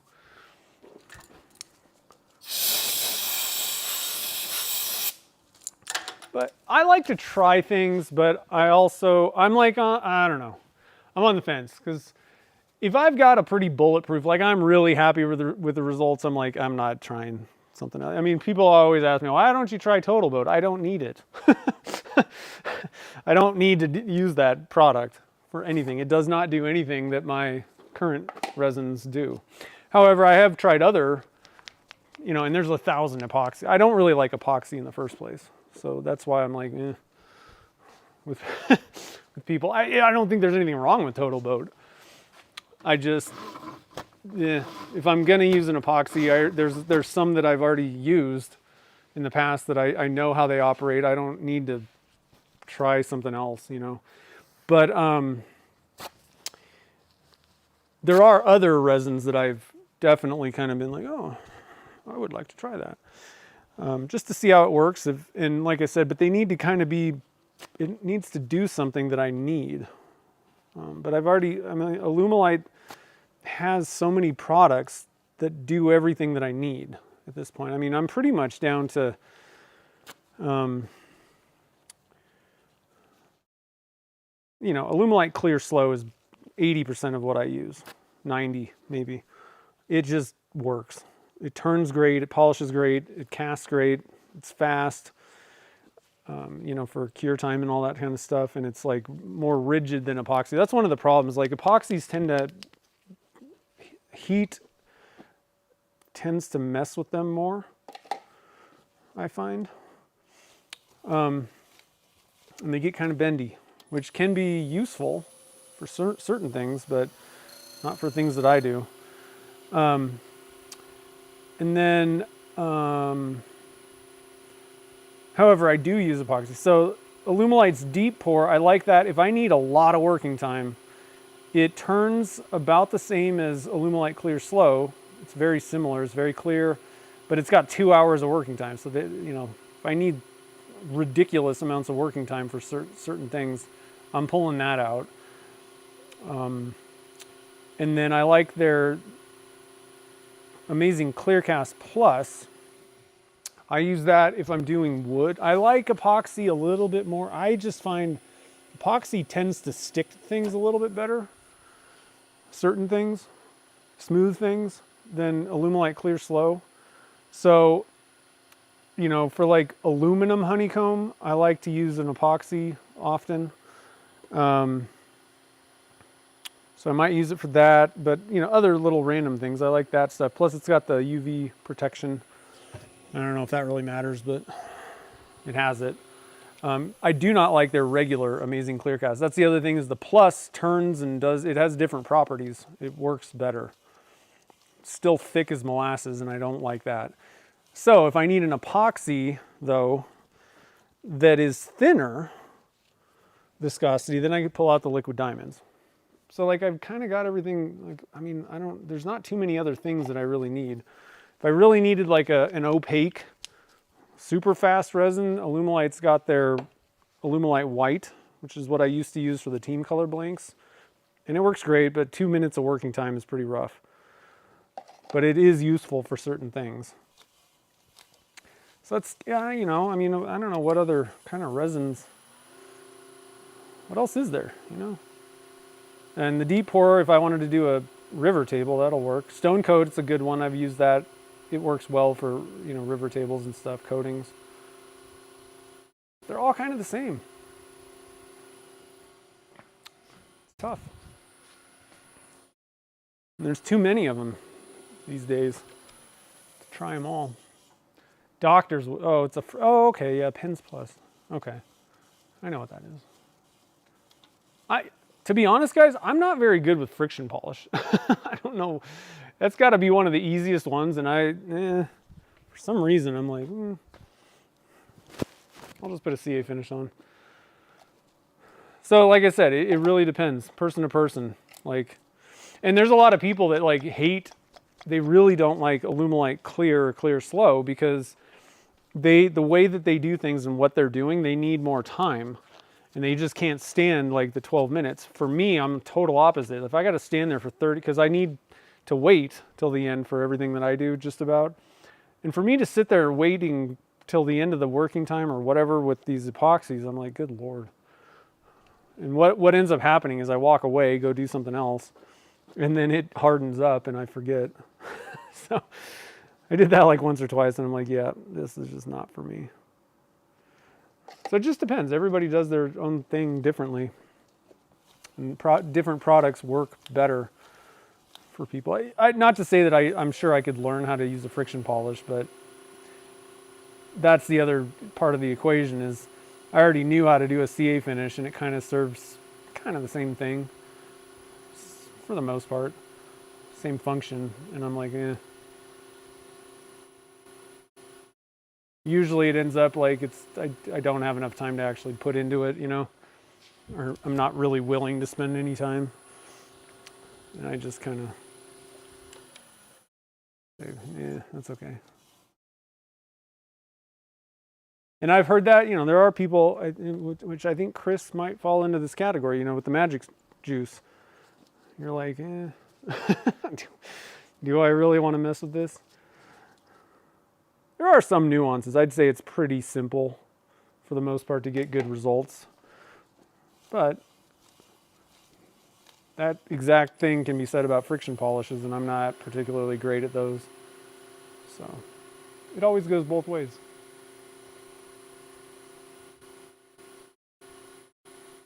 Carl, the Jacobson. Yeah, and I like the guys at Stone Coat. I like their channel. They do some really cool stuff showing you how to use the stuff. They do amazing work. So Stone Coat's cool. They're in the Alumilite family or whatever, sort of. And that's the other thing. You know, Polytech bought Alumilite. They didn't change anything really, but, you know, and they also own Stone Coat and they also own Moss and like, I don't know, 5 other resin companies. So like, oh, I dropped my rag. Okay, this rag's done. This rag's done. If you drop your microfiber on the ground, just chuck it, not chuck it, but wash it and go get a new one because guaranteed it picked up particles of stuff that you're just going to wreck your pen with. So that one's retired. It's going in the wash bin. Fresh rag. I needed to do this anyway. I'm not disappointed. I'm actually happy. Okay, so let's do this again just to make sure. Oh yeah. What number were we on? 4, I think. 5 now. Yeah, Carl does great work too. He actually just sent me something. The problem is I don't have time to mess with it right now, and it's not. It would require stabilizing, and the shop's 80 degrees right now, so I'm not doing that. And I don't really want to have to run, excuse me, run, I'm dying. Let me get a drink. This is what happens when Zach talks too much. Okay. I don't want to run the air conditioner in that room for like days. So I'll just wait till the fall. But something kind of fun, different to try out in some resin. And of course they do the stainless, or not stainless, Niles bottle stoppers. I just said stainless. I don't, and some people may think that I like purposefully don't like do anything with them, which is half true, but not for the reason that you might be thinking. I always recommend them, but I don't work with them, like, because Carl's offered to send me stuff, but the problem is I work very closely with Stainless. I mean, they don't like sponsor me or anything, but they do send me stuff, and I'm kind of, I do, like, I know some of the behind the scenes stuff with them, like products that they're coming out with and stuff. Dan asked me about stuff, sends me stuff early. And I was like, I feel like there's kind of a conflict of interest if I know, I don't want to see what you're doing and also know what Stainless is doing and be in a position where I'm like, you know, so that's the only reason. But they're both fine. They're both great. They have great products. And of course, I always recommend supporting them. Carl does just amazing work. Kind of bummed because I was going to go to that pen show in Portland, and I would have stopped and seen them. So that's kind of a bummer. But next time. I don't really feel like I got a lot of juice on there. I'll put some more juice in there. Get this anti-static, anti-scratch magicalness going. 7/16 carbide attachment to flatten the ends. Oh, that's cool.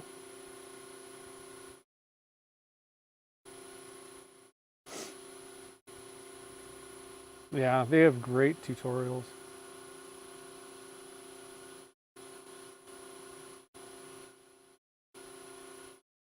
Well, yeah, Stone Coat, Carl.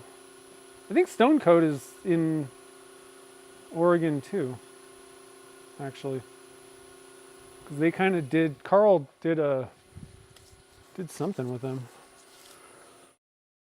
I think, I don't know if they're in like the Portland area. They might be like Klamath Falls, something. I don't know. They're somewhere. That might be. Is that Idaho or Oregon? Oregon, I think. Oh man, that's looking shiny. Shinerific. Emil's here. What's up? I don't know if you just joined, but I just saw you. Okay, so I'm gonna, oh, I shouldn't have done that. Wipe off the ends here. There's no magic juice squeezing out when I assemble the pen. Okay, so let me hold up this second half here. Look at that. It's looking pretty good.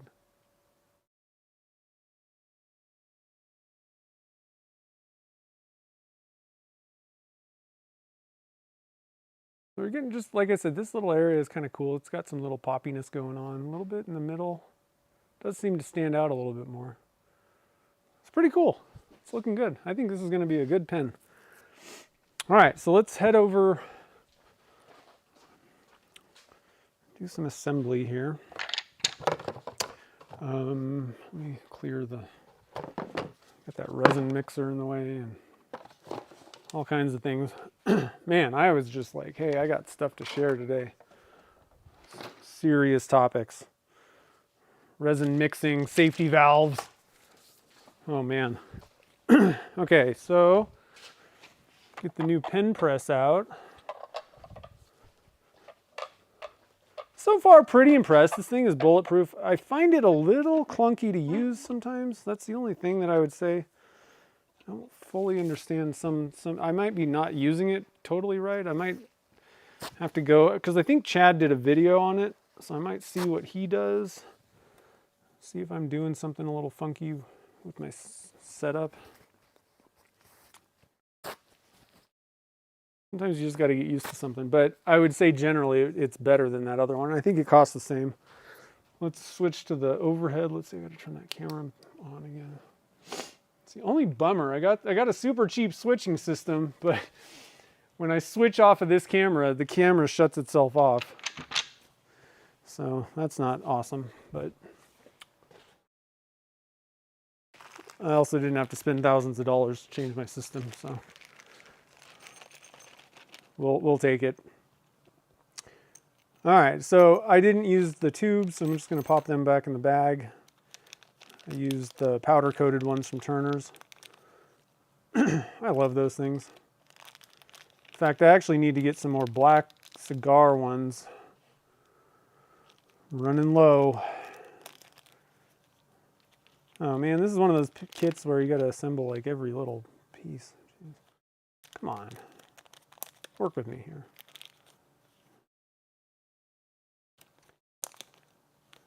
Okay, so this thing goes on here. Are you guys watching? Yeah, okay. I actually kind of like that these things are darker too. I got these new pad things that are made, because I tried using those the white ones. They're made for oil only. I didn't like really they worked fine for resin, you know, because it just stuck to it and whatever. But I tried using those to like clean up like water spills and things, and it doesn't absorb water at all. So I was like, oh.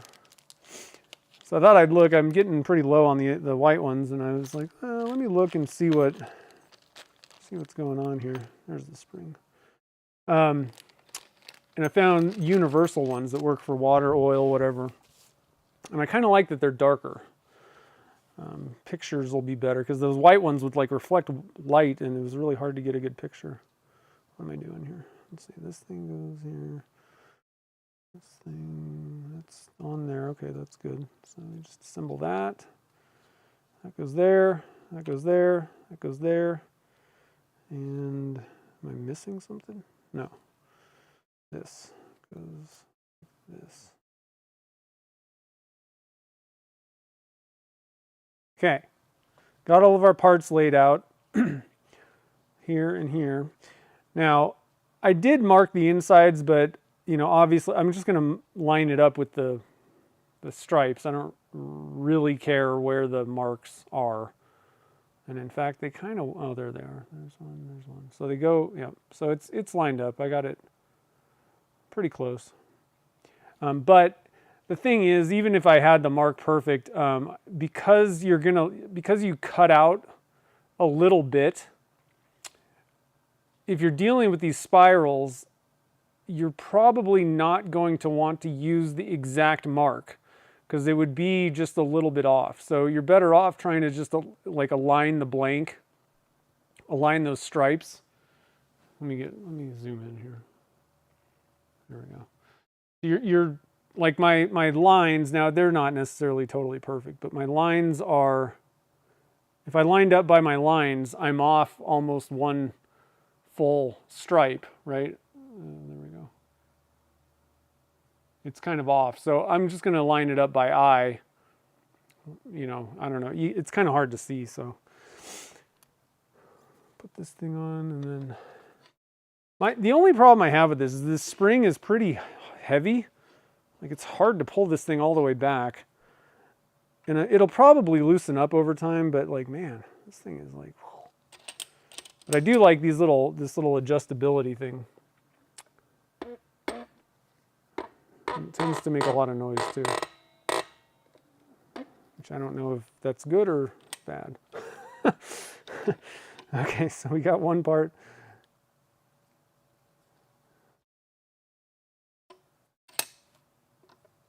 Jeez. Like I said, I find that spring just a little bit rough, but okay.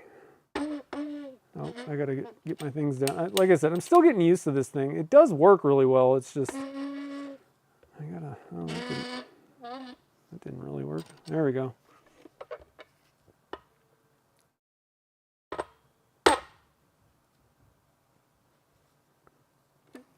Okay. Yeah, I really got to kind of learn how to use this thing right, because I think it definitely holds the pen in place really well. That is for sure.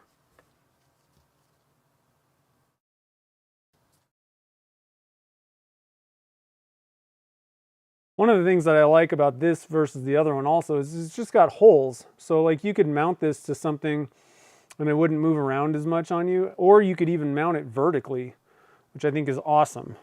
Mount it to the wall, and I think that would just be killer. Like this thing would be the best. Okay. All right, now I got to figure, it doesn't really matter, but I want to look at this and see. I need to line up. Yeah, so that goes like that. How do I want this? I kind of think I like this, maybe like this. I don't really love, I don't know if I love this side as much. I think I like this side better. I'm just going to put this clip kind of off to the side of this little fun patch, and then we'll get everything lined up later. I'm going to bend this out a little bit. It's just a little bit rough. I want to scratch the thing putting it on. Yeah, I think I like that. And then this is like my favorite little dot thing.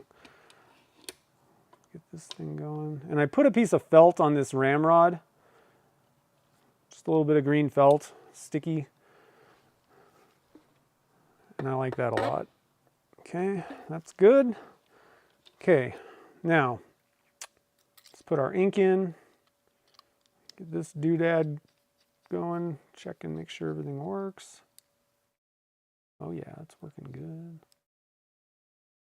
Good. Good action, good action. And then I think it went like, yeah, it goes like this. So I'm gonna make sure that I'm like kind of all the way back. And I think it's gonna need to go like, I might have to redo this like maybe once. Sometimes I get it a little off. That's pretty good. You can kind of, the other nice thing about cigars is there's a little bit of movement, and it's like, you know, all the way back, all the way retracted mode. So you can kind of get things to line up pretty, you know, you got like an 1/8 inch or maybe even a 1/4 inch kind of movement. If you're, you know, if it bothers you. That's pretty cool looking. Let's see, let's get this thing. I wasn't looking at the monitor. I like that a lot. What do you guys think about this guy? Let's put it up right side up here.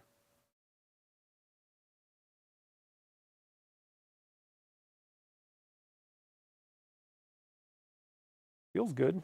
Good weight.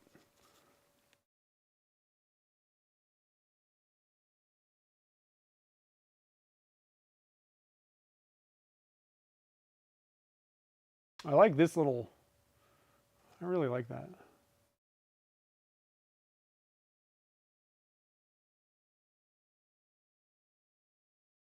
Woo, look at that. We did it. I'm gonna get this thing out of the way right now.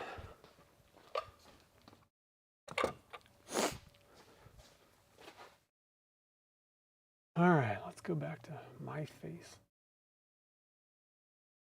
Yeah, the plating is pretty good on this one. It actually kind of matches the Beetle Blue a little bit. Like I said, Beetle Blue's weird because let's go to the overhead. I don't know if you guys caught this. Like down here, like depending, let's see if I can get this to work. So it's like green, like it almost looks like that same green, almost, a little bit different. But then when you turn it the other way, it's like dark. It's like blue. It's not really working because the lights are right above me. But on its side, Maybe the other areas. It's like blue, but then it's like green when the light hits it right. Cool. I like that. We definitely got some pop with, in certain areas with the red on this one. It's overall, I'm pretty happy with it. It's pretty good. Hazmat pad, yeah, they had those too. Those are really expensive. What's the pen kit with the magnetic portable end? Do you like the Zen? Is that what you're with the cap? Postable, I think is probably what you were saying. Magnets, everything. So like this one. Oh, let's go to the overhead so you can see what I'm talking about. This guy. This is called a Zen. I believe the Vertex might, I don't know if it posts, but I think it's magnetic like this. It's a little different looking though. I think I bought one because I was like, oh, I really like that one. Let me see. I think I bought one of those Vertex. A couple Zens.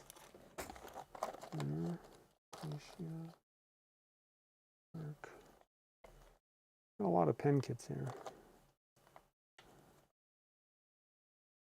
Many of which are in no specific order.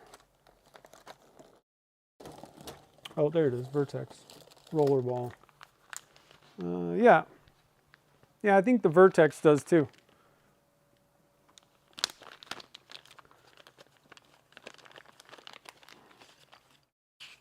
I'll just pull out this thing, yeah.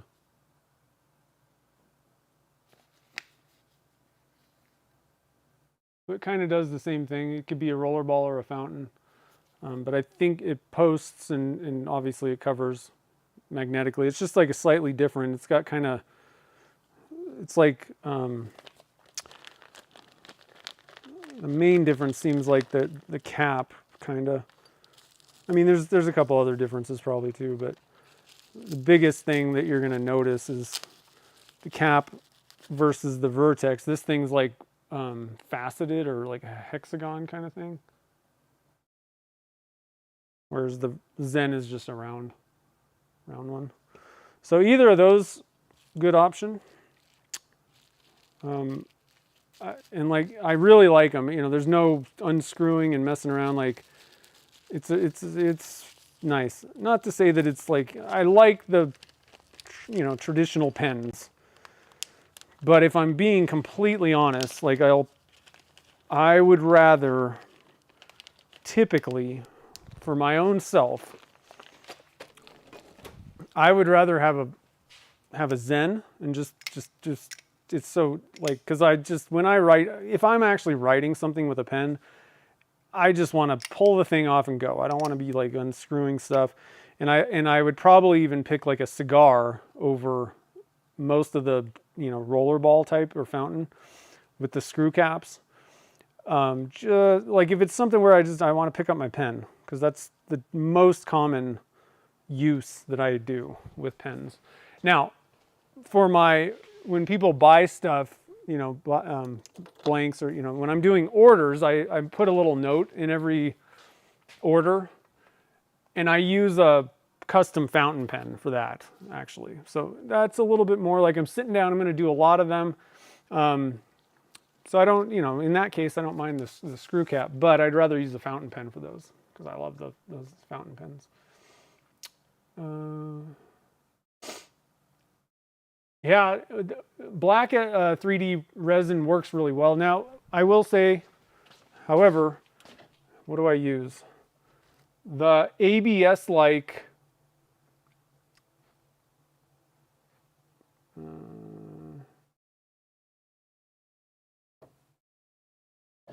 well, okay, I got two options.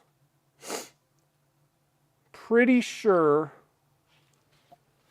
So the Elegoo ABS-like, some of the blacks are not particularly black. Like, don't get smoky black. That's like see-through black, and it's stupid. The water washable ABS, I'm pretty sure it was like black. Like it's like opaque. I think that one was good. That's a kind of newer one. Or you could just go with their regular, and there's like different 3.0. Actually, look into, if you're going to get the Elegoo ones, there's actually different like numbers, and some of them have different properties. I think the 3.0 worked pretty well. Honestly, their original one worked great. Just ABS like whatever, 1.0. I don't know if they even sell it anymore. But the 3.0 works pretty good. Those are pretty good ones. I don't add any, I used to add some black dye to some of those things that were like smoky, transparent. But if you use those, they're pretty much dark at this point, I think. There's a couple other ones though, just, because if it's like pretty, like the smoky black, that doesn't work for honeycomb blanks. You're going to see the tube. Like again, once you've turned down that transparent material, it's like it kind of disappears and you can like kind of just see all the way through it. You could get around that, I guess. I mean, heck, you could probably just use clear at this point, resin, if you're going to do this, but you could paint the inside of the blank black. It's just adding more steps that you don't have to do. You can just get one of the resins that works, that's opaque. Yeah, the mag. I know it just. I do love a fountain pen, but for, like I said, for like quick notes and stuff, like I'm not going to sit there and unscrew a cap. Postable, yeah, postable. Let's see, am I missing anything else? Eric, where's Eric? Who's Eric? Eric Brown. Well, you can watch the replay. You saw the results, so that's good. Let's see here. I think that's about it. Yeah, definitely, and definitely go with the like I've tried. This is another problem, honestly.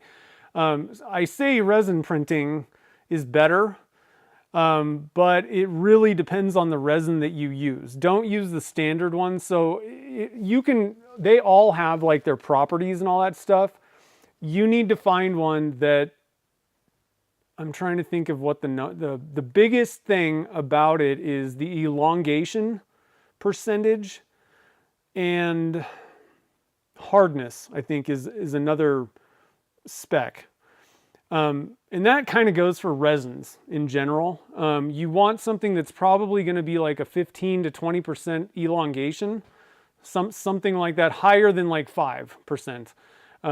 Get it, the higher kind of the better. I think if it goes too high, then it's going to be like stringy and gross, or I don't know, weird, kind of a weirder thing. I don't exactly know what that number, I mean, I think it means like how far can it stretch before it breaks, I think is what that, I don't know for sure. That's what I'm guessing. But I find that any resin, casting resins or anything, the ones that have a higher elongation tend to be the ones that are less brittle.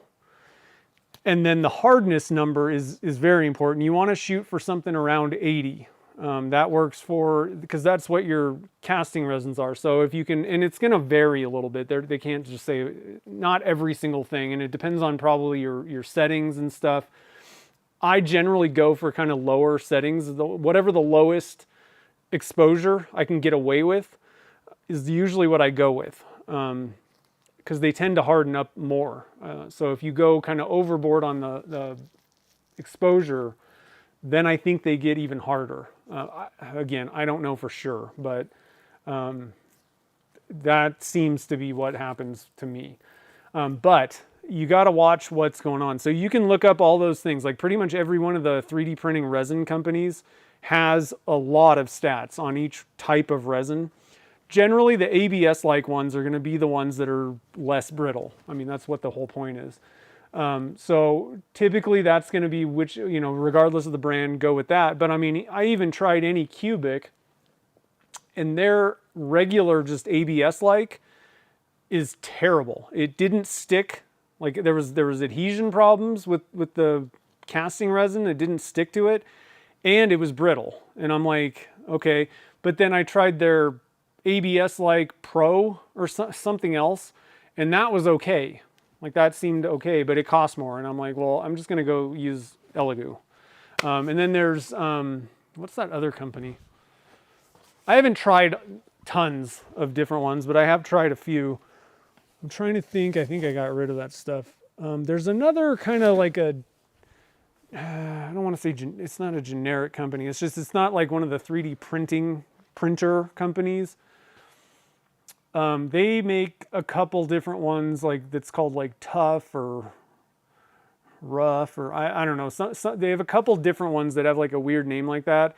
One of them worked better for me. That helps nobody, but you know. So it really does depend on which one you use. Actually, I think the water washables. That's what Chad uses, and they're pretty good. Maybe a little bit more on the brittle side, but now they got the water washable ABS, so gonna be better. But their colors were better in the water washable. Like the black was, I'm pretty sure, like dead opaque, and maybe even red or something. I don't know. So it's between the colors and the hardness and brittleness and all that stuff. Like you got to kind of look and see which specs for which brand, for which formula within that brand is going to be the best for this, for like turning, polishing, sanding, and casting as well. Because you could even get like the perfect specs, and for whatever reason it doesn't stick to the casting resin that well.